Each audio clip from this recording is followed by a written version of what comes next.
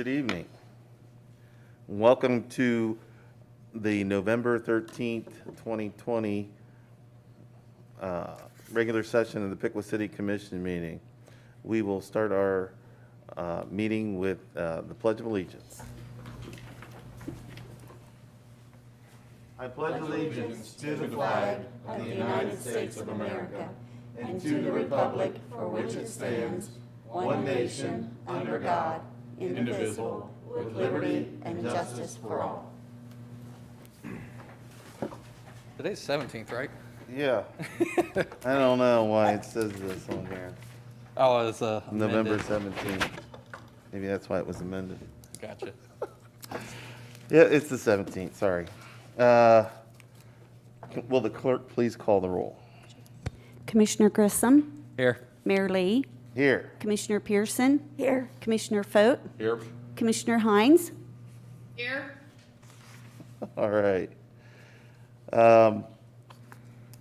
Next, we are supposed to read a proclamation honoring Karen Wendland, but we have done that previously.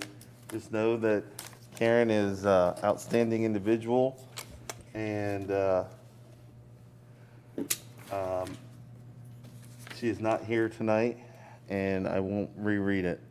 So we will next go to the consent agenda. Yes, the consent agenda for tonight is the approval of the minutes from the November 3rd, 2020 regular Piqua City Commission meeting. I'll move that we adopt the consent agenda. Second. Moved and seconded. All those in favor? Aye. Opposed? Motion carries. Next is old business. Ordinance number 9-20, third reading. An ordinance amending Chapter 154 zoning of the Piqua Code of Ordinances and allowing a dispensary use in the B General Business and CB, the Central Business zoning districts. Yes, Chris Smeezing, our Economic Development Director, will share the staff report. Thank you. As previously reported, this item was recently discussed amongst Planning Commission, City Commission, and others, along with the public work session and some additional conversation with the community. And at the end of the day, what was proposed is that the code be amended to allow for dispensaries, medical marijuana dispensaries, to be included as a defined use in the zoning code. So this amendment, if approved, would add a definition of dispensary that aligns with the definition in the Ohio Revised Code. And it would also add dispensaries as a principal permitted use in the B General Business and CBD Central Business Districts. And that is the nature of this item. Any questions from the commission? None. None? Casey? All right. At this time, I will take a motion. Make a motion to adopt ordinance number 9-20. I'll second. Moved and seconded. All those in favor, say aye. Aye. Opposed? What'd Casey say? I did. We did just a minute ago. Did too. She muted?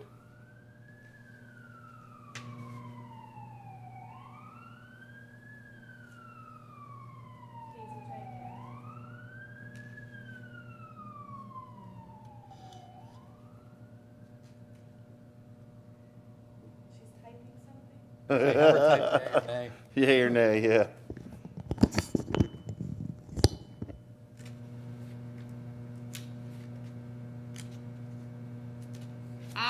Aye, all right.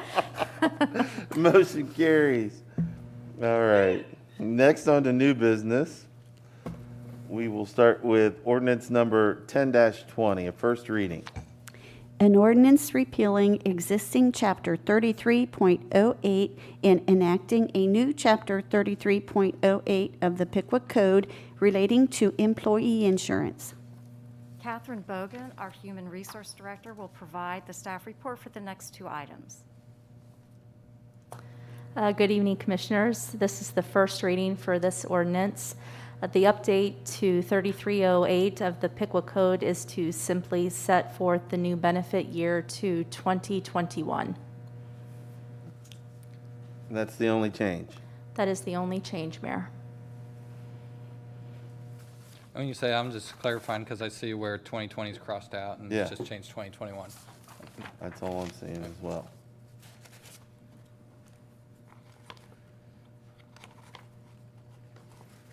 Any questions from the commission? I have none. I have none either at this time. Casey? I don't have anything. All right, we'll consider this a first reading at this time. All right, next will be ordinance number 11-20, a first reading. An ordinance repealing Schedule A1 of Chapter 33 of the Piqua Code and adopting a new Schedule A1 of Chapter 33 of the Piqua Code relating to wages of certain municipal employees. Schedule A1 pertains to our part-time, seasonal, and temporary employees. The wages for certain classifications have been adjusted in accordance with our state minimum wage requirements, and cost of living adjustments have been made to the schedule as well.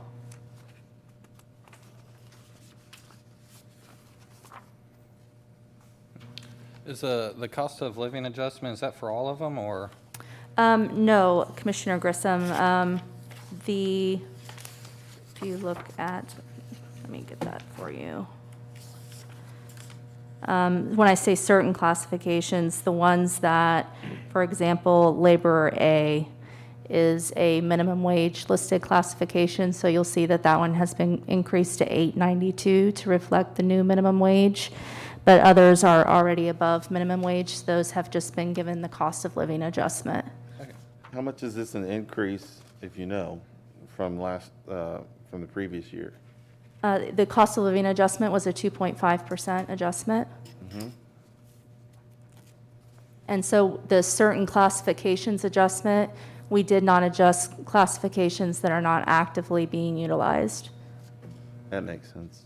Yeah. I mean, there's some part-time employees and seasonal employees that we didn't utilize this year, correct? Correct.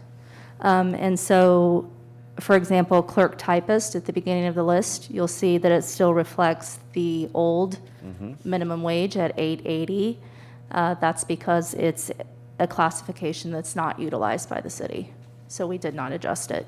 Okay. At some point, I think we should probably go through and just abolish the classifications, but, we always hesitate to do that because you never know when Never you may know. kind of want to, resurge a classification. So for now, we're leaving them on there versus abolishing them, but we did not adjust the wages for them. Okay.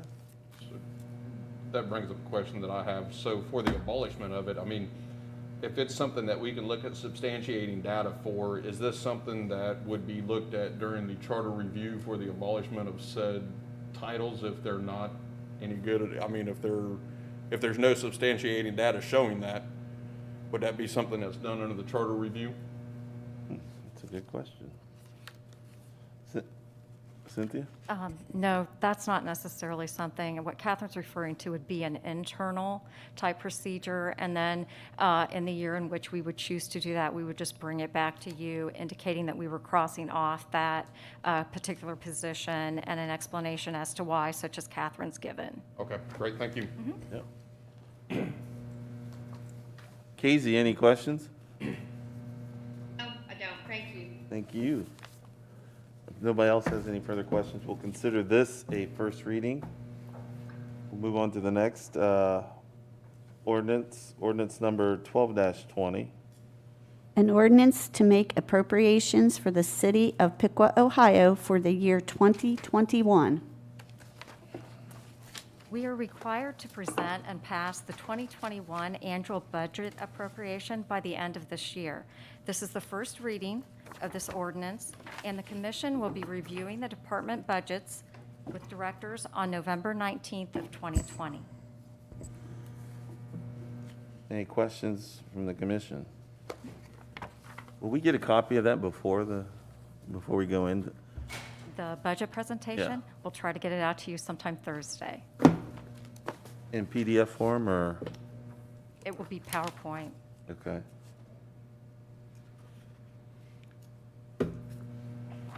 Any other questions? No? Casey? Okay. All right, we'll mark that as a first reading as well. Next to resolution number 117-20, R-117-20.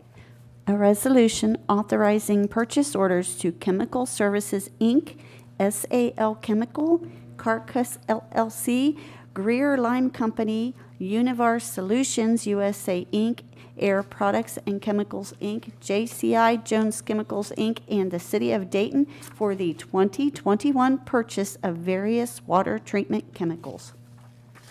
Bob Jennings, our Assistant Water Superintendent, will provide the report tonight.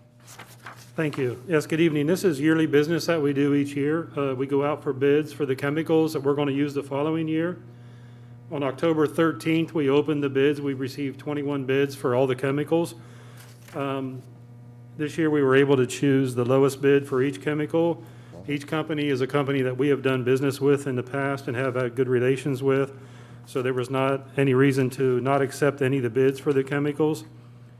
For some of you that are new, that may be your first time, you'll notice that we have 2 lines for quicklime, and the reason for that is we have 2 suppliers. We try and buy as much as we can from the City of Dayton, because you can see they are a lower cost. However, on top of that cost per ton, we do have to pay freight for that also, but it still is lower than what the other lime company is. The problem is the City of Dayton is not always 100% reliable. They shut down their kiln every so often, or if they have a mechanic, a maintenance issue, their supply is not always guaranteed where the other companies are. Therefore, we always have a secondary supplier. As a matter of fact, the City of Dayton shut down right now for 2 weeks. So this way, we always have a backup, because that's a chemical that we absolutely cannot go without. So that's why there's 2 of those. This total budget, we saw about a $20,000 increase from the same chemicals of last year. So overall, the price wasn't too bad. We try and budget about 5% increase each year. Some was a little more than that, some was a little less, and it usually works out pretty close to that. Commissioners, any questions? So you said that normally 5%, so that's around 7-8% increase. What do you think is the cause for that difference? Is it just looking? What was for that next again, year? Chris? I'm sorry, I couldn't hear you. Oh, sorry. Looking at that, you said normally you see about a 5% increase. Looking at a 20,000 over last year, that's about 7-8%. What do you think the cause for that increase would be? And is it anything to do with the bidding out? Was there other companies that might be available, or? No, we actually received 21 different companies and bids. As I mentioned, you just never know. We guesstimate at 5%. Some come in lower, some come in higher. One thing we have noticed is the trucking industry has caused a lot of the prices to go up. From what I've talked to some of the suppliers, that's one of the major issues. But since we go into the new plant, we have seen a reduction in some of the chemicals that we do use, so. Okay, and that was going to be my next question, if the amount of volume that we use versus from year to year, how that's compared. But you said we have seen reductions as well. Yeah, too. we've definitely in our lime, especially is our biggest one that we've seen a reduction into what we use. We've probably seen about a reduction of 100 ton to 200 tons a year in reduction in lime, so. And that pricing is for 2021? Like all, for the whole year, is that Yes, correct? it's all for the entire year, that's correct. And that's a fixed price for each? Yes, it is a fixed price for each, yep. Thank you. Any questions, other questions from the commission? Casey? Nope, I'm good, thank you. Thank you. If there are no further questions, I will entertain a motion.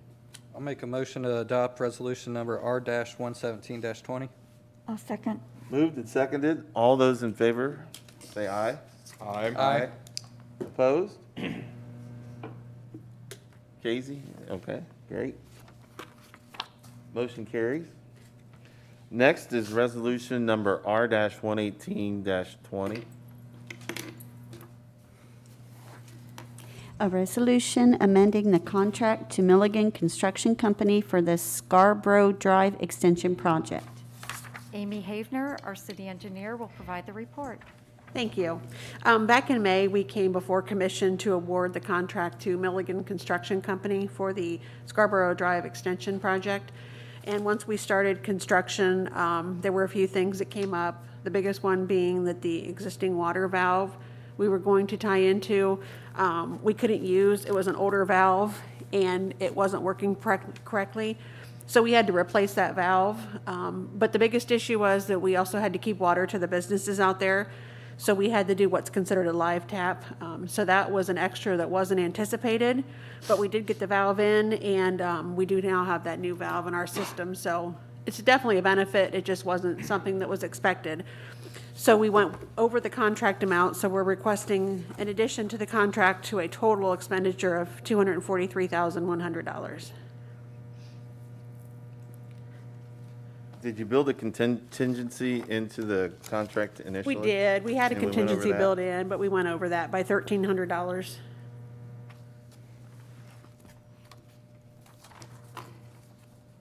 Any other questions?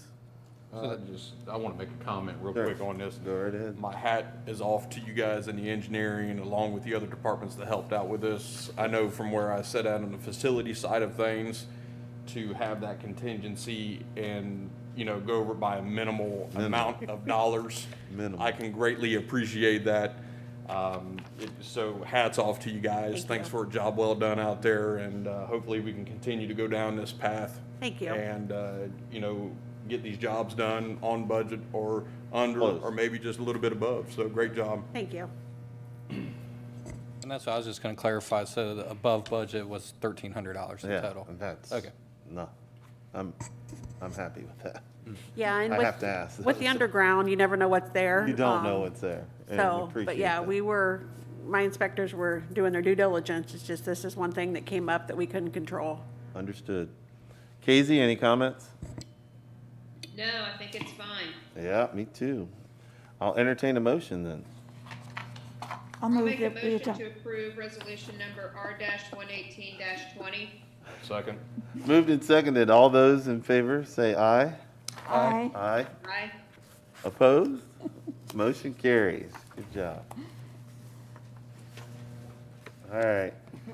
Next is resolution number 119-20.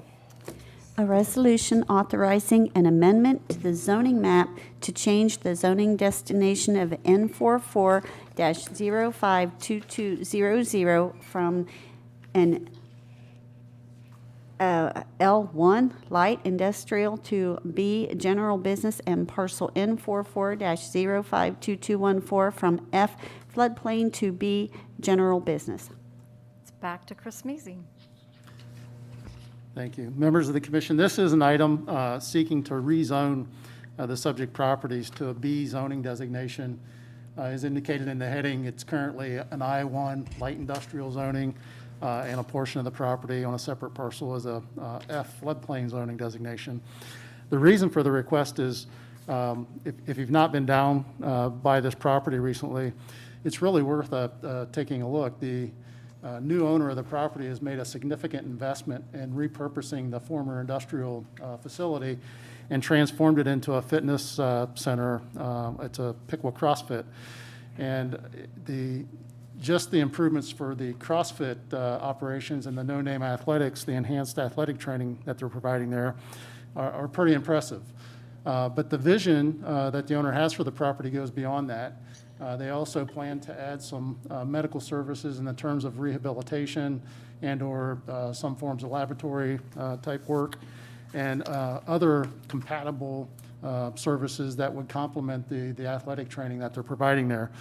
In addition, it's a rather large building. He imagines at some point actually having a personal residence there. So in the current zoning, those latter two, the medical offices and residential piece, are not attainable or something that can be approved. But under the B general business zoning designation, we would be able to facilitate those kind of requests The residential piece would be a special use, but the other would be a principal permitted use.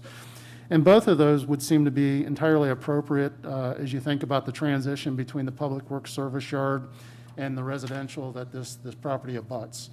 So the B zoning designation actually provides a more appropriate transition between those two zoning districts and the uses happening there. And as mentioned, would accommodate the applicant's intention to continue to invest in this property, and not only the property, but in essence, spurring revitalization, we hope, of the neighborhood. So we see them as an anchor institution. We're excited with the investments they've made, and would very much like to allow them to be able to continue with investing in this property. Planning Commission held a public hearing on November 10th, at which time no one spoke against the item, and the item was unanimously recommended for approval. Any neighbor make any comments whatsoever? None.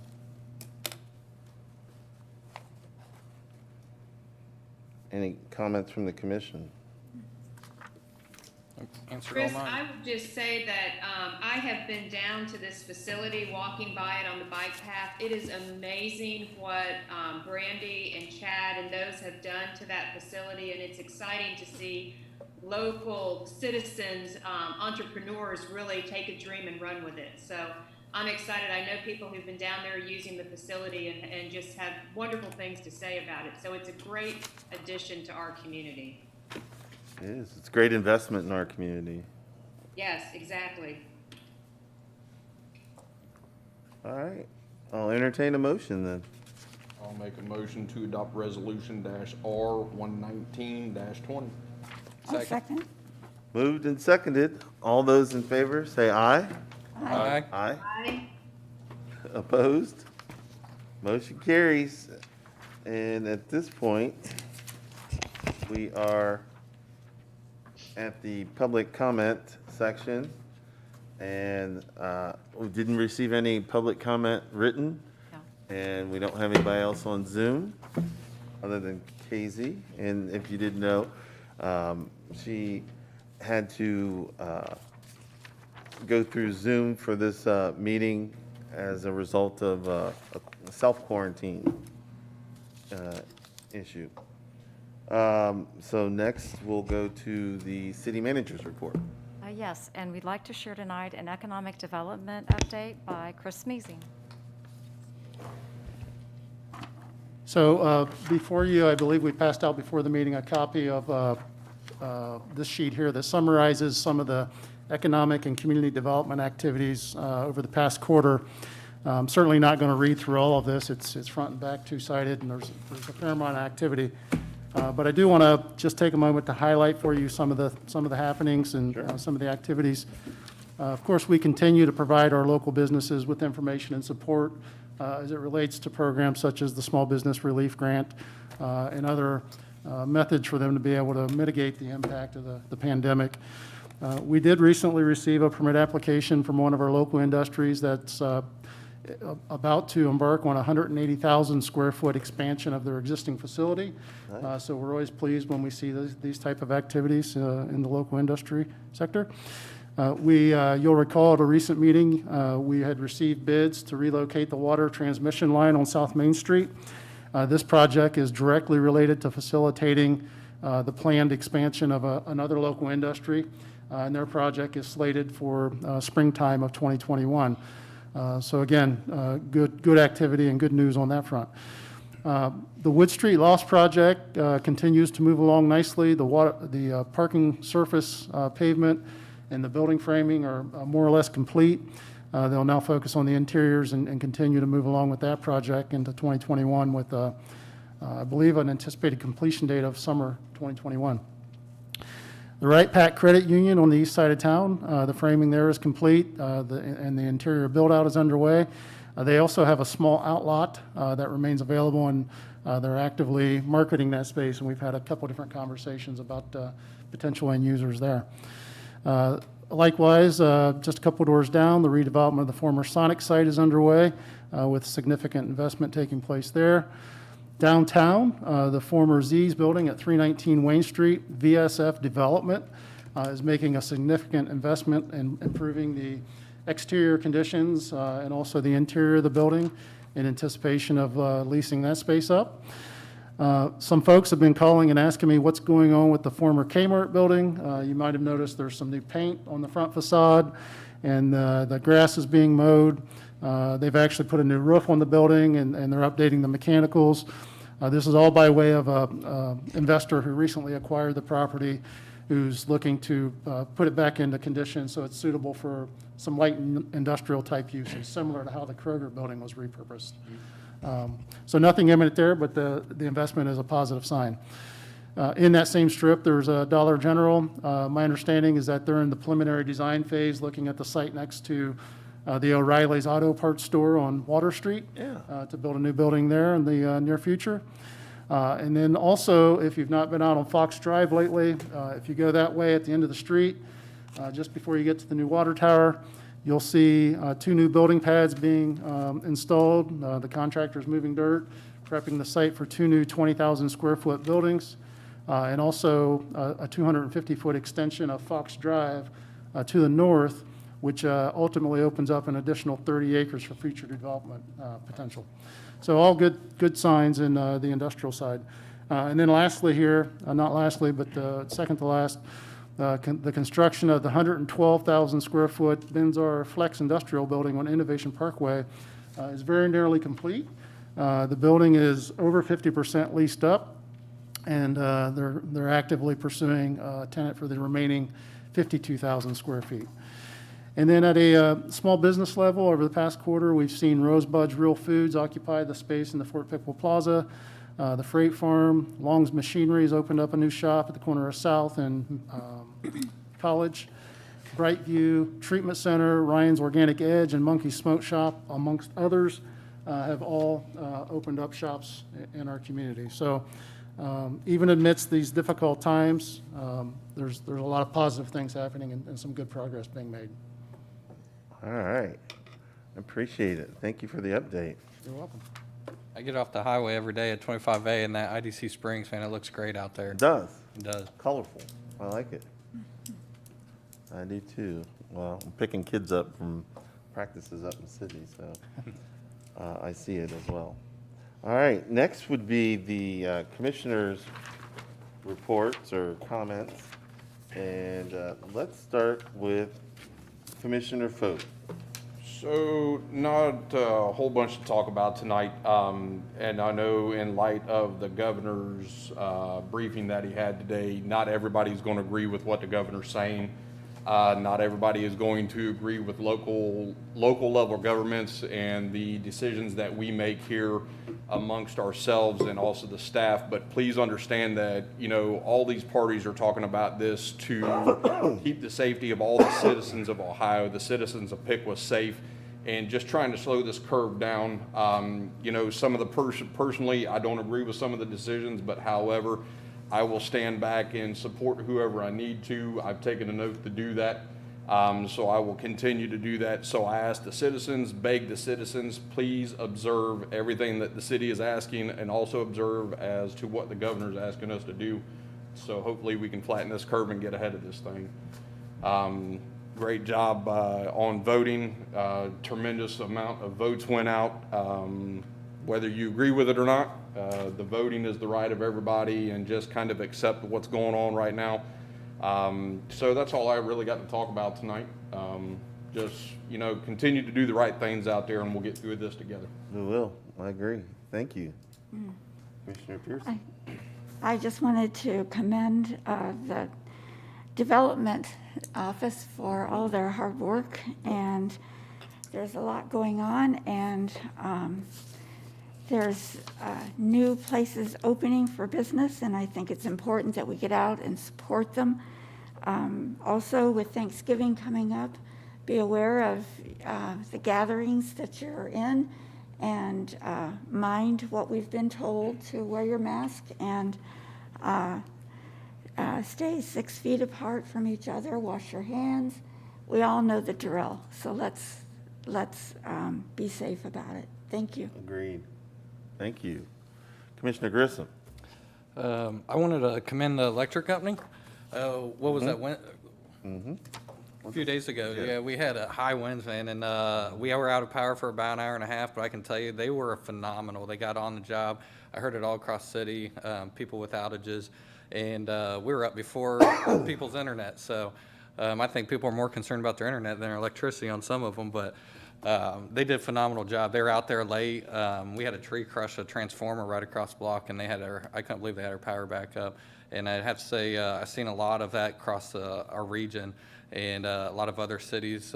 People are saying that their power's been out for days, and so just really commend our team for what they do and the service they provide. Frick, I got a question for you. If I'm not 100% sure, I haven't followed Governor DeWine's meeting today. I know we shut down some things. Has any of those rules, like for the commission meetings, been impacted by those? I know we had to shut down some things. I just wasn't sure. Governors? Yeah, with some of the new regulations, has that directly impacted like us? I mean, I think the governor, I was just reading actually, and he has the curfew that everybody is to be in from 10 to 5, I think. That covers probably 99.9% of the people anyhow, except for work purposes. I've not seen anything that affected the commissioner meetings and things of that nature, if that's what you're getting at. Matter of fact, I think I saw something that said public meetings are still accepted, so. Okay, thanks. I know we want to do what's best for our citizens and to protect them. I just wanted to know from a regulation standpoint where they held them at. The city commission establishes their rules, and they should consider what they wish to do. Okay. I also think you have to keep everybody's health in mind too. Oh, absolutely. There's definitely a spike in a lot of people you're seeing. I'm not saying one action is good or better than the other. I just wanted to see what some of those rules are now, because I know it's changing pretty rapidly. So, thank you. That's all I have. Okay. Commissioner Hines. Yeah, the couple things I want to say is, one is I am not there physically tonight.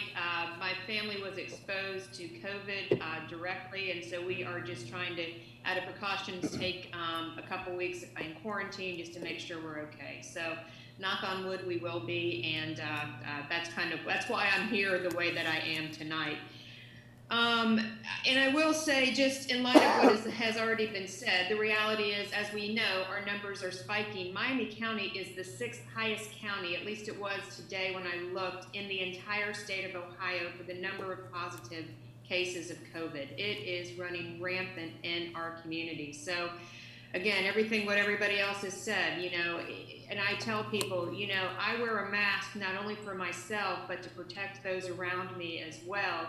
And more so to protect them, because a lot of times I may not even know. I mean, that's the thing, is we may not know if we are asymptomatic. We may not know that we're asymptomatic as we go out into public. And so it's out of respect for other folks that we wear masks. And so I hope and pray that our citizens can do so. I'm still seeing people in stores shopping that are not wearing masks. And obviously with what Governor DeWine said this week, we have a mandatory mask order, and so hopefully people will be able to honor that, because our stores are having to honor it. And I feel for the people who are running small businesses, especially, and telling people they have to wear masks, and that's a hard place for them to be in as well. And the other thing I will say, as we move into our winter months, I'm always thinking about our staff, and especially our staff that work outside in the elements. And so I just want to continue to give a shout out to those here in our city who keep things going for us as citizens. They keep our streets clean, they keep our trash picked up, they keep our power on, and many of those jobs involve working in some very uncomfortable situations when it comes to the weather. So I just want to give a huge shout out to all those employees and just let them know how much we appreciate what they do for us to keep us safe, comfortable, and just keep the lights on. So that's all I have. Thank you. And I'll piggyback on my report on where you ended. I greatly appreciate our city staff, especially, when the electricity goes out, they're there. And they get it turned on right away. When it's cold outside and they need to shovel the street stuff, they're doing that stuff. The police keep us safe, firemen take us to the hospital and take care of us and put out fires. Really appreciate our city staff and what they do for us. And I want them to know that they do a great job, and I'm just not saying it, it's not words, and we want to do what we can to support them. And if you see somebody that's working, tell them they're doing a good job. I love the trash. My trashmen are really nice. They come down through the alley and I'll see them, and they'll stop and chat for a second, and they do a good job in inclement weather. So I like our city staff, and we really appreciate everything that they do for us. So